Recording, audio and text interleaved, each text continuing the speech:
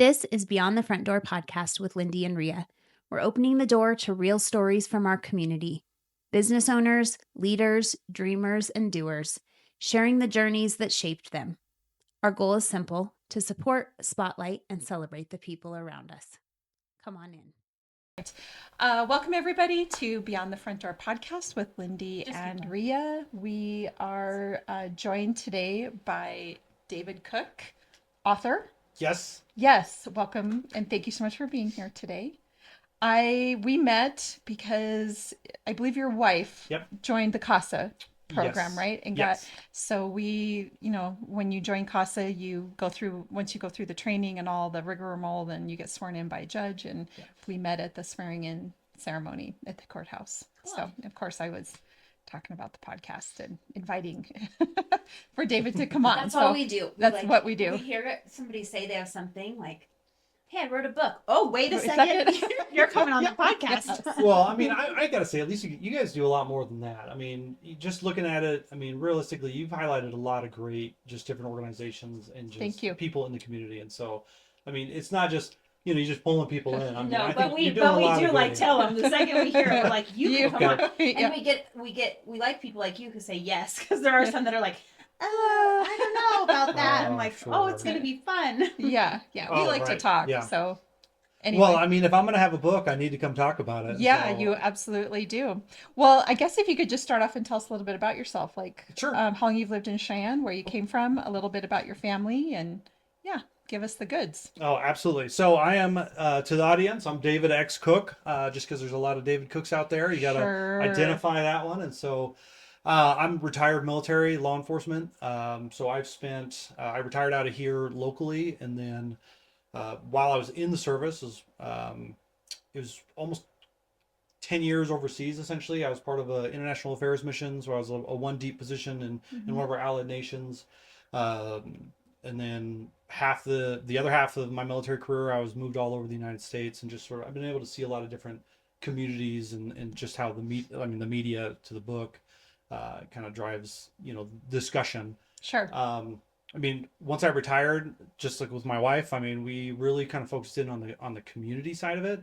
And so, I mean, Cheyenne is such an amazing community. I mean, in comparison to all the other places we've lived to, is the relationship between the military and the community. And the community. It's just something that you just don't find anywhere else. I mean, there's been great communities that we lived in, but this was something special. And so we tell people about how we work with all the military people, and we're like, it'll grow on you. There's a lot of people who stay, and I think they're not going to. Yeah. I'm going to stay here 2 or 3 years. Yeah. And that's it. And then, when we landed here, we were like, okay, this is our forever home. Is kind of just sort of that military dream of finding when you get all done, where is it do you stay at? And so our son was going into middle school when we've moved here. I did my 4 years, or my final 4 years in the military, and then retired. And then he was able to get all the way through high school and then graduate out of there. So this is really the closest thing to a home that he has is here locally. And so we got here in 2016, so this will be 10 years.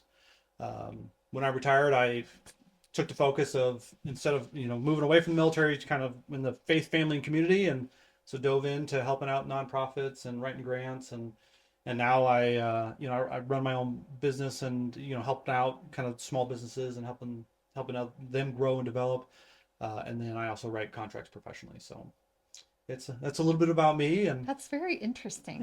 Yeah, my wheels are turning on. I feel like.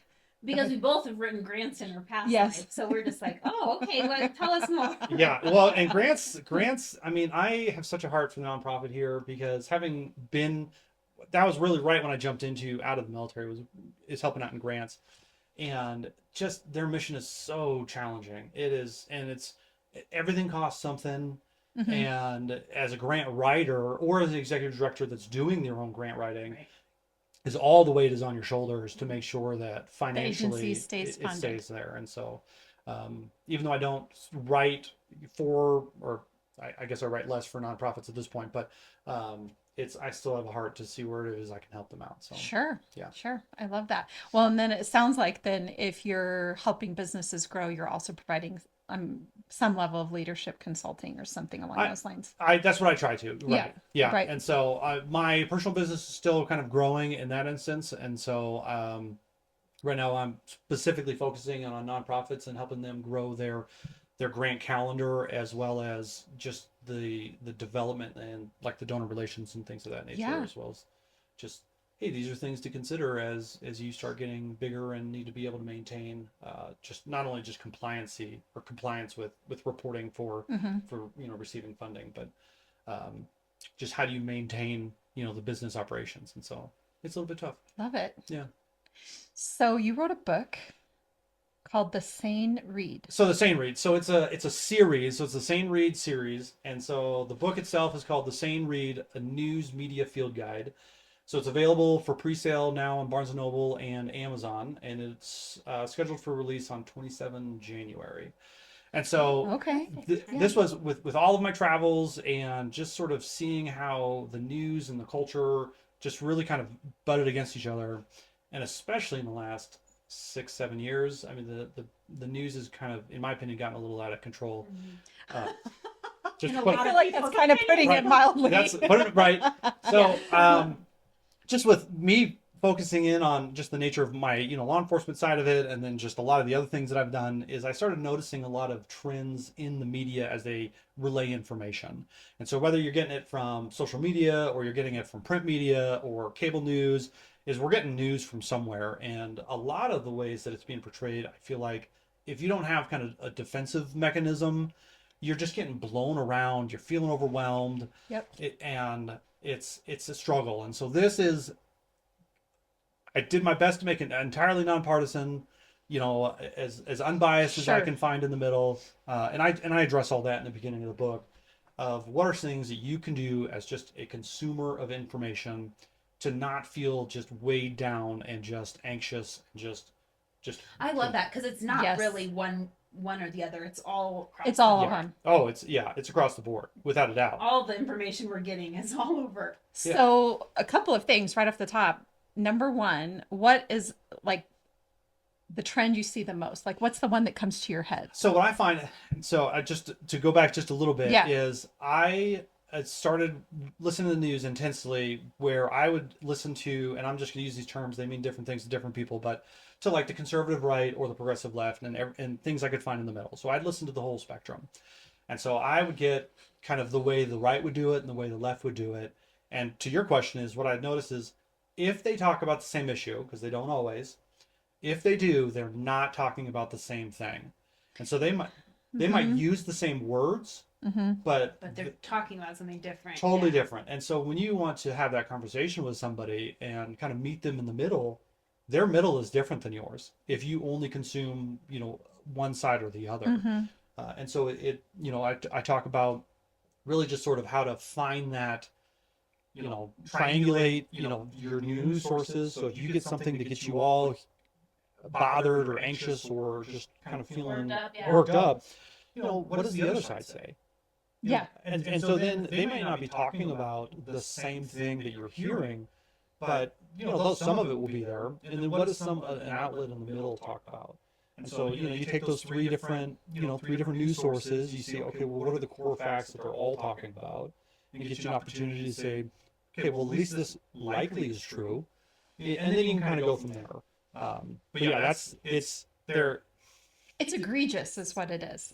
I was just thinking this morning, I was watching, so I watch Good Morning America, and oftentimes I'm watching it mainly just because they'll sprinkle in the feel-good stories with the regular news. So I'll watch like the first 15 minutes of it, and then I'm shutting it off. But if you read the ticker along the bottom, you can catch, like what you're saying, some of these funny nuances. So for example, the big conversation today is around mortgage interest rates, right? Or interest rates in general. Right.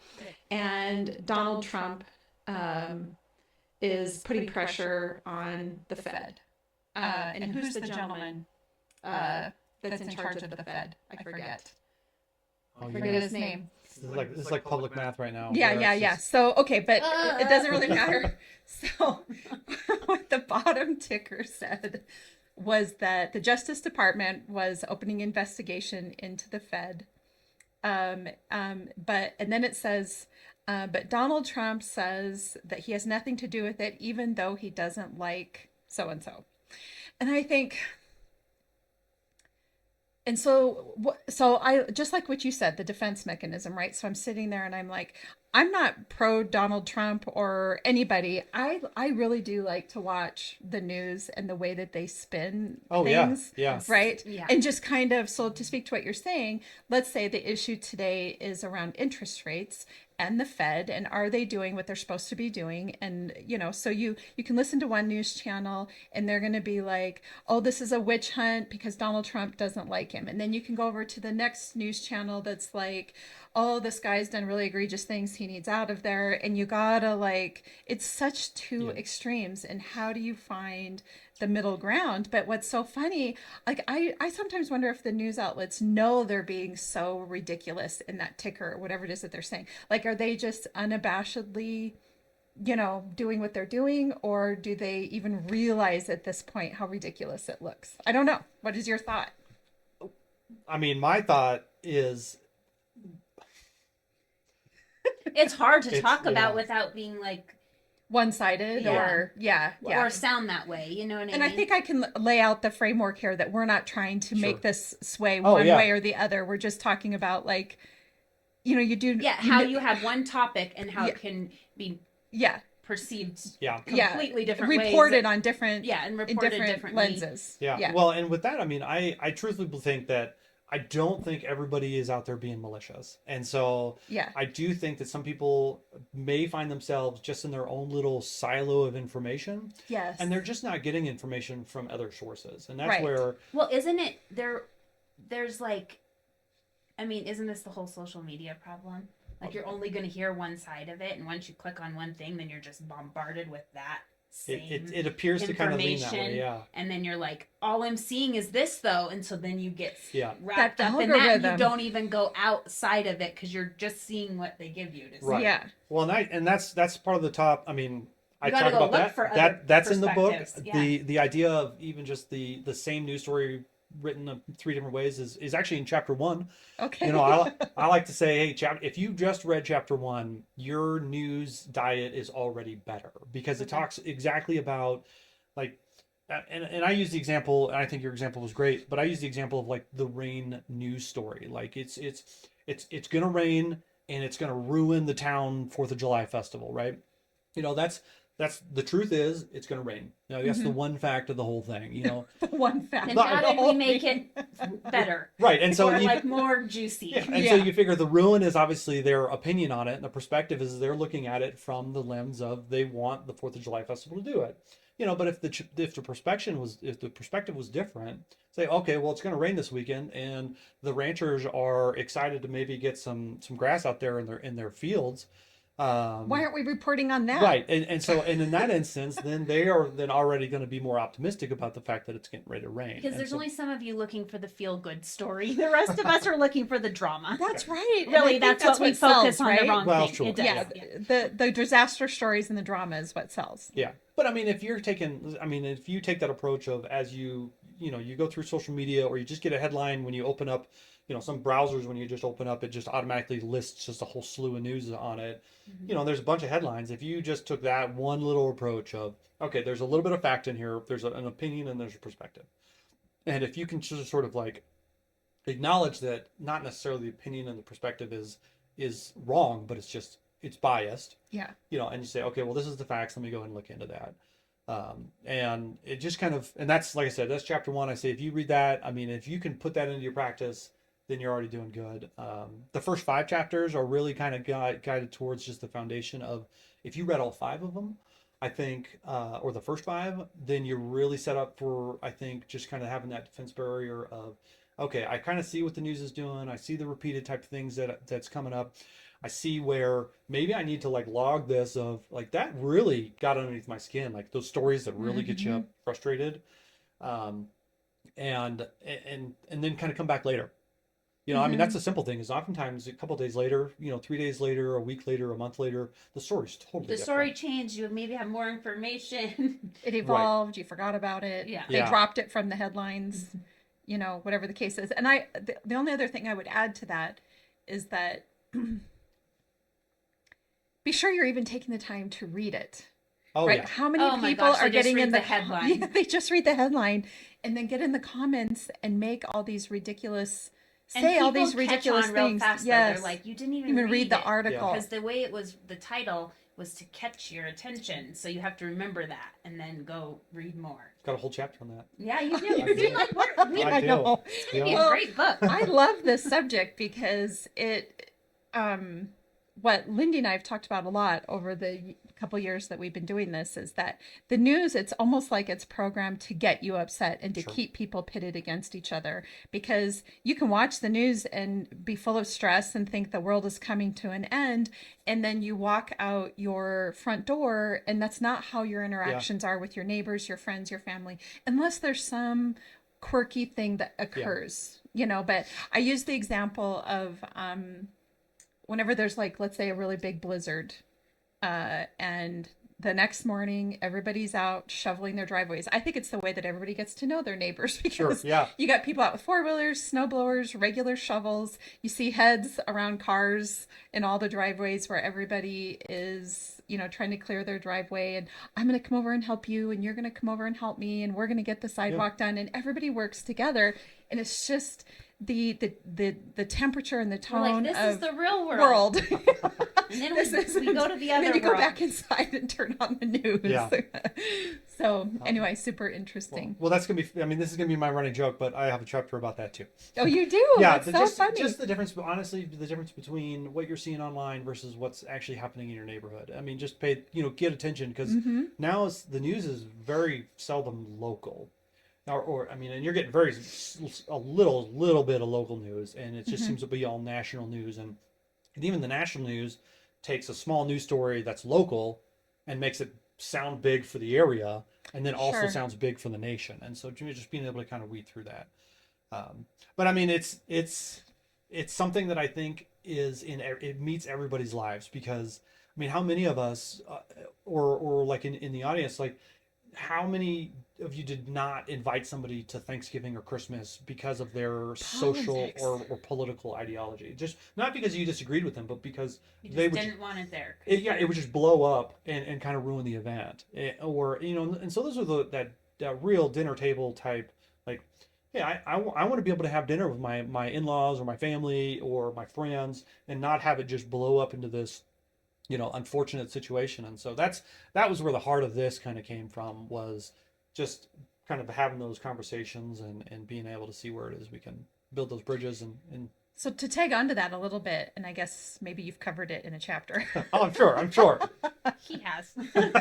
Is this idea, and it's just extending what you've already said, but the idea that if somebody's beliefs do not align with mine, then we can't be friends.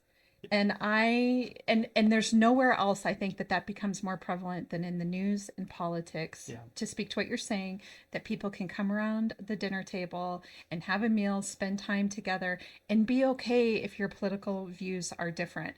I feel like a few years ago, I was seeing a lot in my social media feed where people were like, if you support X or Y, talking to the family member again. Or they're like, if you support X or Y, just unfriend me. Yeah. I just don't want to see you if you support this. Yeah. And I'm always like, but then you're like, that's the problem we have. You're only seeing people like you. Yes. And their opinions. Then you miss the whole other perspective. Opinions. Yeah. Yeah, another lens. And I guess I would dare to say that you have the extremes on both sides, and then you have most of us that are sitting in the middle. Oh, yeah, absolutely. Right? And we all can probably find common ground on a multitude of things, and probably even agree that most of the problems that exist, we agree are problems. It's the solution, and kind of getting through it is what we disagree with. But at the end of the day, it's the only way that we're going to move forward. Oh, sure. If there's a deadlock, right? How many times in history has our government shut down? And yet in the last several years, because both sides of the aisle can't come together and negotiate and come up with something, then our government keeps shutting down, or things keep happening where no decision gets made because we can't come to the table. Yeah. And then or it just turns into spitefulness. Yeah. Yeah, and that's not helpful. And that doesn't get you anywhere. Yeah. Where you're just mad, so you're just like, nope. Well, I mean, and so the rest of the kind of there's a chapter on it. Okay. Also the silos. And so to the kind of the beginning of the book really kind of lays the groundwork, and then you start getting deeper into it, and it starts talking about people that maybe have they found themselves into a new silo that only has their information. There's a portion in it where it talks about just tactics to kind of talk to individuals, and how do you kind of build the bridges without kind of lighting things on fire. I love that. And also just kind of like, okay, well maybe I value this relationship a little bit more than this idea about something that has nothing to do with us. Right. Let's shelf this and maybe we'll address it another day. Yeah.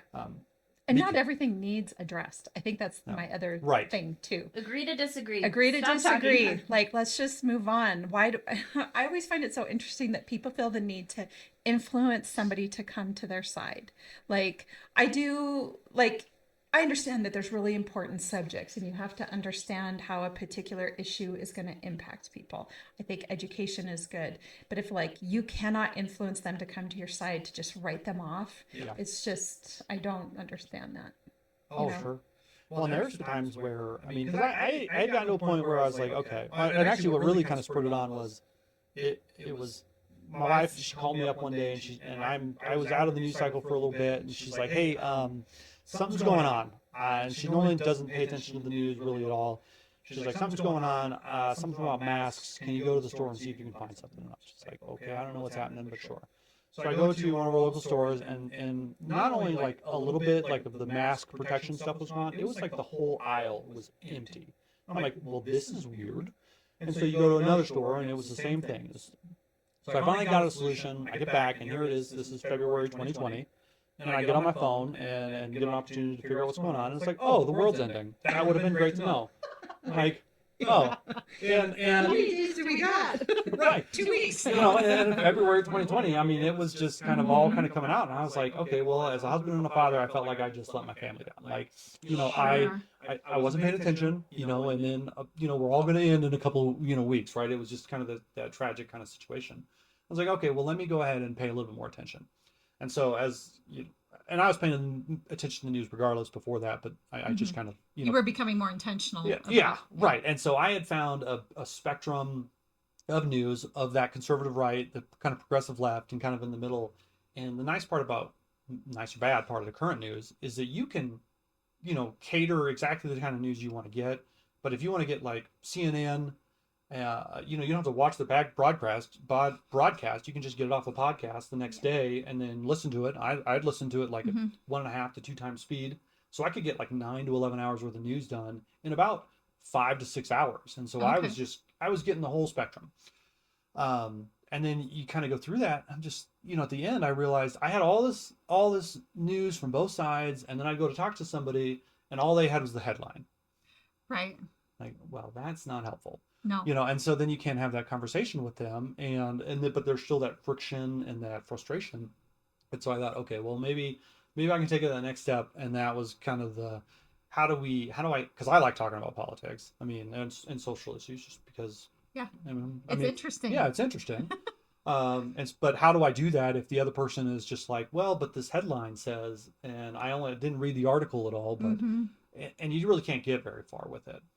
And if it's really kind of interfering with people's day-to-day lives or kitchen tables, that's a problem. Yeah. Especially in our community. We should be able in our community to be able to come together and have civil discourse.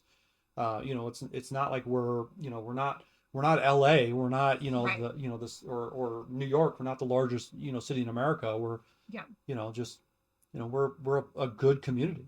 And so that was, I figured, start here and start there and see where we can kind of go with it. My wife, she does not like the news.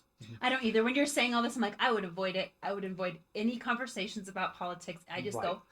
Yeah, and so that's generally I just don't. It doesn't make me very comfortable. So, and not even that I have really strong beliefs. I like listening to other opinions, but I just don't want to have anyone debating. Because really, at the end of the day, you shut your TV and I don't off like and you when people put get your upset. head down and go to work. Right. And what's happening on the TV screen, whether you're right or left or whatever, sure, there might be broader things that are occurring that's going to impact us, but at the end of the day, when I shut off my TV, put my clothes on, and go out into the world, it has nothing to do with anything. And that's what we're focused on: our family and our careers and our community and the things that really matter. And so now I'm not saying that those broader things don't have an impact, but they can't just consume you. And they can't consume you. They can't. Yeah. Well, and that's where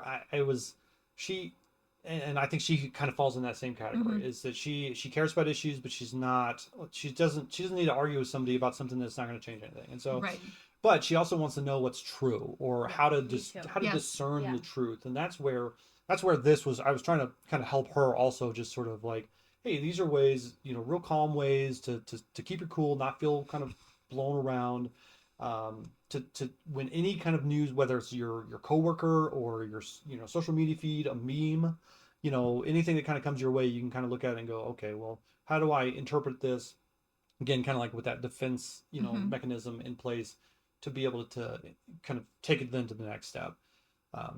And so it tries to reach just people that want to know better or want to know more, or accurate information. Don't want to read the first thing and just believe it. Right. And then it's also, I think, a good tool of, hey, maybe you've jumped too deep into the deep end. Why don't we really kind of look at, the bigger picture. So it kind of meets that guide. I think I was just thinking about just reading the headline of stuff. And I think if people understood, like, I don't know what's happening on a national level, let's say with the New York Times or the Wall Street Journal, and how they go about picking their headlines. And I know they're all meant to be like to capture your attention. But I can tell you, like, locally in Wyoming, if there's a news article that's being put out by one of the local newspapers over the years, because over the years I've worked with a lot of reporters in my nonprofit work that I used to do, 9 times out of 10, it was a fresh out of college student that was going around and collecting the stories and writing the headline for that article. And I'm not saying that they're not smart, brilliant people, but what I am saying is that they're in their early and mid 20s. Yeah. And they're that broad worldview and life experience isn't necessarily playing into the capturing of the headline. So I think my perspective is that there's a couple different things going on. You have those experienced ones that know fully what they're doing when they put out that headline. Yeah. And then there's some that I think are just, I'm thinking of a couple right off the top of my head that were like brand new, baby faced and there were a couple of times, and I got away with this up in Gillette when they would write an article about something I was doing. I'm like, okay, what's the theme of the story? What's your headline going to be? I want to know. Like and at first they were like, well, you don't really get to be part of that decision making. And I'm like, well, I would like to be. Yeah. If we're going to continue to do this, I need to know that you're a safe space, otherwise I'm not going to call you to, come be a part of whatever it is that we're doing. So we developed a good relationship, but I think almost all of them through that time were young kids out of college writing those headlines. So when you think about, when you're scrolling on social media and you're seeing that, you're looking at all different kinds of people that are writing the articles, writing the headlines, or at least that would be my perception of it. And you have some that definitely want to get that click, and you getting into the article and reading it, or firing you up and putting you in the comments, or whatever the case is. And I think what I want to ask people is, when you're looking at something, ask if this is trying to trigger you, right? I'm sure you're covering that in the book. Yeah. Because there's one concept out there that I learned a lot about when I was doing prevention work, which is social norming, which is essentially that the way that messages are delivered can have a real big impact on youth. So for example, if let's say you're looking at 8th graders that are smoking, just as an example, and let's say 25% of 8th graders are smoking. So the headline can either read, oh my God, 25% of our kids, 1 in 4 kids is smoking. We need to put a stop to this, blah, blah, blah. But then the problem is, if kids hear that, they think, oh, there's a lot of kids around me that are smoking. And so the social norming piece is if you think everybody else is doing it, then you yourself you're going to try it. So then you have to flip it around and be like, actually Right. 75% of kids aren't smoking. So if you have an 8th grader and they're feeling pressured because there's a friend of theirs that's smoking, you can say, listen, actually 75% of kids aren't smoking. So you're part of the norm. You're part of the most that don't. But this is how media, captures you. So you have to be smart and think to yourself, how are they trying to spin this to get a reaction out of me? That's right. And it literally has an impact on behavior. Oh, yeah. Yeah, and that is, finding the denominator of like, or, are you, which way are you really, is it 1 out of 4 or is it 3 out of 4? Right. Kind of that, let's go ahead and really quantify what it is this thing is talking about is incredibly important. Because, well, we say it in real estate all the time because I was just talking to my sister about it. I mean, even anything with data, you can say it however you want. Mm-hmm. We were talking about doing stats, and I'm like, well, depending on what you take out and what you keep in, and all that. I mean, I can say something completely different than Rhea can say, but we still are looking at the same data, but it just depends on how we looked at it and how we presented it. And I'm always a little uneasy about putting out data because I think all of us realtors, it could look a little different between all of us. You could take residential out. You could focus on Cheyenne and not Laramie County. Yeah. You could take out new construction from residential. You could... Yeah. And then, and that all kind of comes down to like, what kind of picture are you trying to paint? Yeah. And so... That's right. So with just looking at data some people make it past the headline and they get into the article. But from some of the stuff I was researching, it was showing that people don't normally even read to the end. And oftentimes I'm not gonna lie, I read a lot of articles and I sometimes just quit. Yeah. But have you ever noticed where the headline promises something, but in the first couple paragraphs does it deliver? Yeah. No. And so you have to kind of like and then you're like, this didn't even do that. Right. So bye. You don't have the answer. And there's a chance that it's all the way down to the end. Maybe, they buried the lead all the way down to the end. And so what I'm encouraging within the first couple chapters is like, you got to find the source, or you got to, you see the headline, great.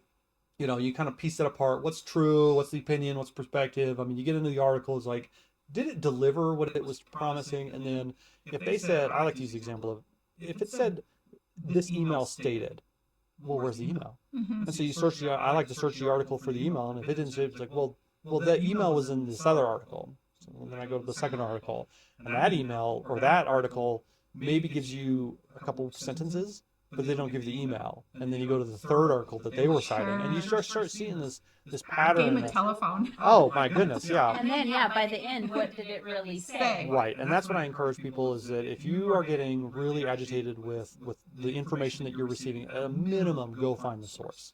Go find that speech on C-SPAN. I can see where you came from, law enforcement, because my husband's a police officer, and it's always like, there's this truth, then and everything gets exaggerated, and even when we tell a story, everyone does it. You tell a story, it might be more dramatic than what really happened, or you felt like it was worse than it was, and so as someone on the outside, they're trying to figure out where somewhere there's the truth. Yeah. There's this person's and this person's, and somewhere in there. Yeah. There's what really happened. Right. And that's what I'm encouraging people to do. And even in the examples of like, I think I threw in there like a traffic accident of 3 people were giving the different story of the same traffic accident. They were all true, but they were all saying from the different perspectives. Mm-hmm. And if that's the case, then go find the video camera of the traffic accident and, go see what you can find from it. Sure. I've seen so many times where I've heard like a 30-second clip of something and thought, wow, that sounds really terrible. And then you go and watch the actual source video and you go 30 seconds in either direction, or you go a minute in either direction, and it's totally different. Mm-hmm. Or you watch the whole video, maybe it's a half hour, an hour long, you watch the whole thing, you go, well, that just totally changed the context in which it was presented. Yeah. Right. Yep. And so it's just those little tools that I think I don't think everybody considers. I think some people are just like, oh, the headline says it, or they clicked on the headline, they went to the first couple of paragraphs, and luckily you were just like, wow, this is if it's not giving you the information, you just kind of throw it out. But I think some people might go to those first couple of headlines that still don't deliver what was being said, but now they're even more riled up, and then they leave going into their day-to-day after they've closed their phone, and they just feel agitated and anxious about it, and that's not healthy for us, in my opinion. I will say that the way that this showed up the most for me in real estate is I had clients that, like, during the year that what year was it? The year before last year, that the presidential election Oh, the was happening. 2024, yeah. Yeah. And people, it's so funny how it was not funny, interesting how some people are like, I have to hurry up and get my house sold before the election, or I have to hurry up and, or I want to wait Or until waiting after what happens, and we're Yes. like, what is gonna what is gonna change? I hadn't even considered that for the housing market. Yes, Okay. yes. So we had a lot of people on hold during that Really? whole time. Because they didn't, yeah. One way or another. Yep. And I had one client that was felt very anxious about the news. I mean, it just Sure. was upsetting for her, and it was very important for her to close on. She was selling her home, to close before election day, and unfortunately, I felt bad for her because we were set to close the day before elections, and then there was a delay, and so we are now closing the morning of election day. And I finally am like, I finally said to her, I said, nothing's going to happen in the morning on election day, right? Like, the whole country is voting and Sure, doing what right. they're They're going still to trying do. to parse They're it, still, yeah, they're still We figuring don't everything out. know who's gonna win yet. It'll be okay. It'll be fine. And so, and she did. She went through with it, and we closed. But her stress and anxiety, I felt so bad about, because literally the news, played a huge role in her stress and getting the house sold before elections were over. Right, and that's really unfortunate and tragic, in that, because I'm sure that's not your only story, and No. and that was kind of my mindset with this, is we're getting ready to go into probably a very heated midterm elections, and so that's just coming up here in the fall. I mean, I just pray people buy my book. I mean, but too. Yes, I I mean, do too. Yes. but in all seriousness, I think that, I mean, people are getting Well, and very just learn a animated by different that. way to look at things. Yeah. Yes. Because So you're better informed. I mean, that's all you can ask for, is maybe to be able to come in and say, okay, I'm going to take this information and try to, because the news is going to be through the roof. I mean, the hysteria, the political ads, it's going to be just, I think this year is probably going to be the worst midterm that we've seen in a long time. Which is not something to look forward to, because obviously that's our neighbors, that's our friends, that's our family. And so I am truthfully hopeful that this could offer some kind of support and assistance with individuals. And then stepping to the next portion of the 2028 election is just going to be that much worse, in my opinion, because it's I don't see how any gets better, except for if people start doing something like this, honestly. Right. And so I built this because everyone's just down rabbit holes. I mean, geez. myself, you just get stuck on something, and then Yeah. you're just like going and going, and Right. you're like, how do I get out of this? Well, and you mentioned your social media is kind Yeah. of constantly kind of giving you the same spot of it. Now, I built just the book itself, the main book, as a individual read. You can read it, and it's, like I said, it's kind of geared towards everybody. For those individuals that really want to maybe kind of take it to the next step, or they want to have a community of people that they want to share these ideas with, or be able to talk about it with their friends or different news channels, is I had created a companion workbook.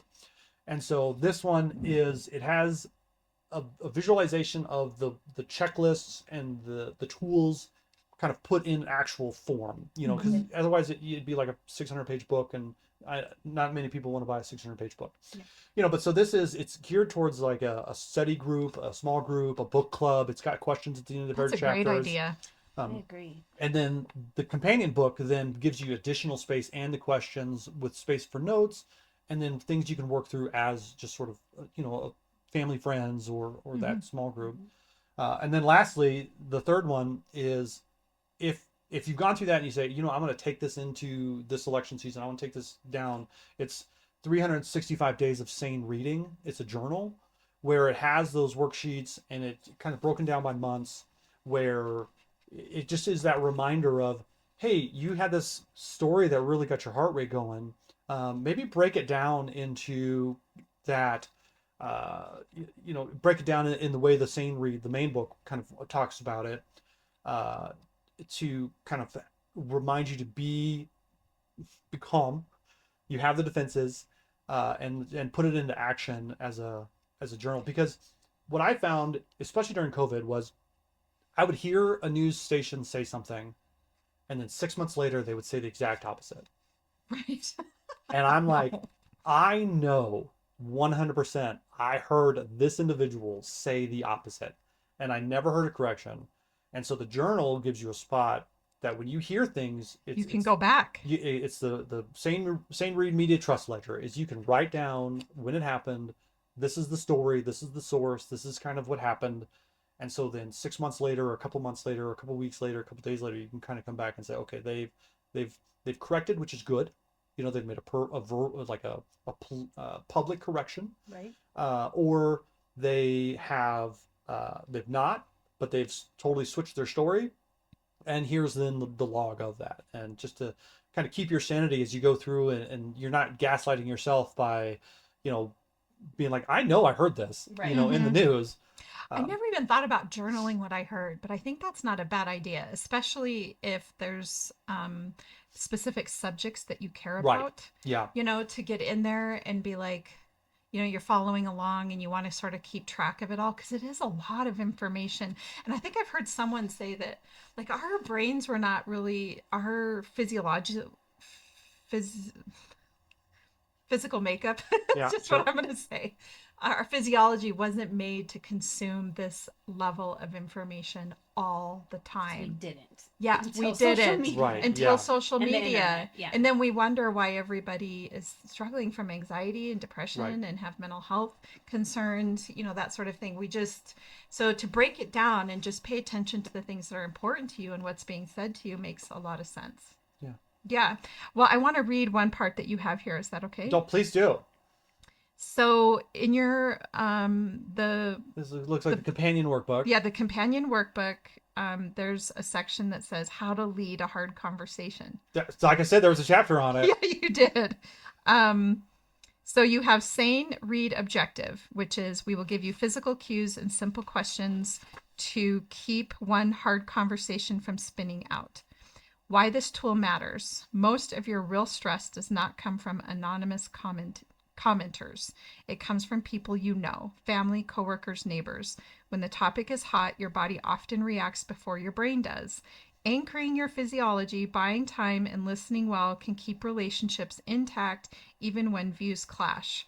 The next tool turns that preparation into your own reusable playbook, so you are not starting from scratch every time. And then it lists out some things to do. Such as plant your feet, make contact with the ground, square, open posture, no finger pointing or crossed arms. The finger pointing. Yes, I can totally see this over the Thanksgiving table I'm sure for some families. Breath cadence, keep your exhale longer than your inhale. Voice slower and a half step quieter than the other person. Think of this as manual control until your autopilot takes over again. Buy time with pause and questions. I feel like this would be just good advice for conflict in general. Oh, sure. Right? Yeah. Yeah. And then you've got a worksheet of ways that you can sort of plan for this and be intentional about your interactions with people. And that's where the companion workbook really kind of Yes. it just kind of maps through all those different just the different things that the book talks about. And so I'm glad that you found that, because that worked out perfectly. Yeah, I just flipped to it and there it was. So yeah. So this episode is going to air. So when are your books being released? So they are currently available for pre-sale on Amazon and Barnes & Noble now. Okay. But Amazon only allows the ebook to be available. So the hard copy or the physical copies will be available on Amazon. They all are scheduled to be released on January 27th. January 27th. So actually that will be, because I think this episode won't release until that week, because we have a few people in front of you. But sure. I actually think it will release on the 29th, Thursday the 29th. So that would be really perfect, because your book will release, and then we will, what we'd love to do is when this episode airs that Thursday, that we'll encourage all of our listeners to buy your book, but to share this podcast, and maybe we can give a couple of your books away to some of our listeners. Mm-hmm. And, I would like that. Maybe you'd autograph one or two of them for us. I think I could do that, yeah. Okay. And see if we can get the message out there, because I completely agree that civil discord is a problem, and we need to be able to, sort of dissect what we're looking at and make good decisions. Excuse me. Make good decisions when we are maintaining our relationships. So what's the number one thing you want people to get out of this book? That it's okay to have differing opinions, and to be able to just sort of come together and have those conversations with the people you love. I mean, because really it's the important thing is the people in your life that you love and you cherish, and maintaining that relationship with them. And this is just kind of the tool to not let the noise of the media kind of infest at your dinner table, and just your wife, your son, your daughter, your in-laws, or your parents and stuff. So cool. Yeah. Do you tell people in the book how to look for the news outlets that have different perspectives? It's totally a chapter in the book. Okay. And so That's good. I was like, don't say no. Yeah. So I personally don't label good and bad news stations, because Sure. I am not. You want to, Opinion. Yeah. Right. And so what I do is I try to get people to audit their own news intake. There's a resource in there that kind of has a pre-audited list, and I encourage people to go there and use that, but not to accept it as gospel, but to find a spectrum of news, and when they get information that comes in, audit it themselves and say, well, that doesn't sound right, or I'm going to go find the source. Were they accurate? Mm-hmm. Did they pull the full source, or did they use a lot of inflammatory adjectives? And so then, yes. So yeah, awesome. Yeah, definitely a lot of tools in there for people to use, just to kind of make their life a little bit easier. I love it. I guess I've not heard of anybody doing that. So I feel like you've really, maybe it's out there, but I'm really glad you have, and that we have somebody local that did, and that we get to share it. Cause I think, yeah, this is my kind of subject. Well, I appreciate just being here. I appreciate what you guys do. I mean, just kind of, really just showing the world how great our community is, and just, the things that really make us, the place that nobody knows about. No. Well, the wind sort of keeps here. up it's terrible here. I tell everybody, I feel like whoever was drawing the state lines went up to this one section and said, "Ooh, it got windy here. We're gonna draw the line right here." This is where Wyoming starts. Yeah. I have in-laws down in Wellington, and pretty much the moment they cross over the border, they're like, "Oh, we're in Wyoming." Yes, because the cars flying all over the place. Oh, I feel like Wellington might be a little windy as well sometimes, but yes. Yeah. So, Lindy and I like to ask our guests each a question, and this year we're changing it up a little bit. And so hopefully I think given your experience, I bet I'm not putting you on the spot too much. But my question is, what is a leadership trait that you either you're trying to embody yourself, or that you have found to be the most refreshing with other leaders that you have worked with? Okay. Well, the ability to use this. Yeah. Go to the Sane Read. It is just no, but really. So I certainly did try to put a lot of the lessons learned that I'd learned from just kind of the life experience of just being in the military, of law enforcement, and then retiring. And I was telling somebody the other day that I felt like a lot of the leadership lessons that I had learned from the military happened as I was getting ready to retire and after I'd left. And so that's when I dove into, we had a tragedy in the unit, which was just awful, but I got a chance to meet the families, and just kind of seeing the perspective that they were having. It reminded me that as a leader, everybody that is put underneath our charge, we really just need to treat as just unique and precious, and that they are probably coming from an environment or a life that we know nothing about, and to be sympathetic for that and help them get from where they are, because that's the only place they are, and help them get to where it is you need them to be in that compassionate manner. And so that was something that military law enforcement is not always the best in doing, showing meeting people where they're at. And I think that I think so. That's that's something that I've got a big heart for, is just, we still have a mission to do. We're proud professionals, but finding ways to get people that have, especially for in the military, that have come to serve, they're coming from wherever they're coming from, and then they're putting their life on the line to be part of this, the military, and serve the country. let's do our due diligence as a leader and make sure that they are taken care of and nurtured and developed, intentionally. Just care about people. Well, that's the nutshell of it. Yeah, I love that. Yeah. Awesome. Well, we're real estate agents, and I'm going to keep saying it. So my question's about home. What does home mean to you? So that's, again, for the military side of it, that's always the question of where are you from? And so, like, my son, he had, while we were moving in the military, he had four schools and homes inside of 2.5 years. Yeah, and so home is essentially just where your team is, and so we're team Cook.